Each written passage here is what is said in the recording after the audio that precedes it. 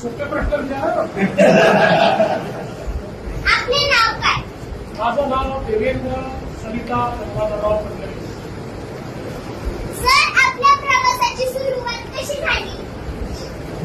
या प्रवासाची सुरुवात ही एक विद्यार्थी चळवळीतून झाली. अखिल भारतीय विद्यार्थी परिषदेमध्ये विद्यार्थ्यांचे प्रश्न सोडत मी इथपर्यंत आलो.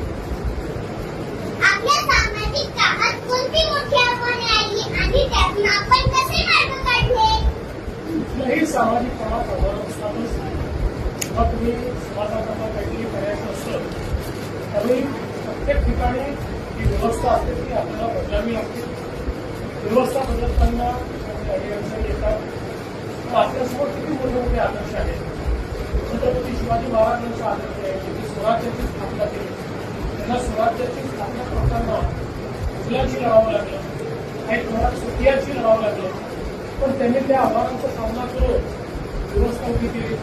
आपल्यासमोर महाराष्ट्रातून डॉक्टर बाबासाहेब आंबेडकरांचा आदर्श आहे की ज्यांनी व्यवस्थेच्या विरुद्ध इतकी मोठी लढाई उभी केली आणि मानवतेचा धर्म हा आपल्याला शिकवला आणि समतेचं राज्य हे संविधानाचं तयार केलं. त्यामुळे त्यावेळी त्याच्याशी संघर्ष करावा लागतो.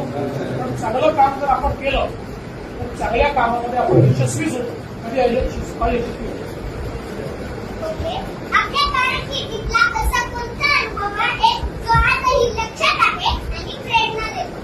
असे खूप अनुभव आहे पण आजचा अनुभव जास्त लक्षात नाही. तू देते तुला आजच्या डिजिटल युगात आपण शिक्षण क्षेत्रात कोणते बदल करू इच्छिता? मला असं वाटतं की डिजिटल शिक्षण खूप महत्वाचं आहे आणि आज या शाळेमध्येच एक अतिशय सुंदर डिजिटल लॅबचं मी उद्घाटन केलं. ही इंटरॅक्टिव्ह आहे. त्याच्यामध्ये विषय देखील आपल्याला दृकश्राव्य माध्यमातून पाहायला मिळतो.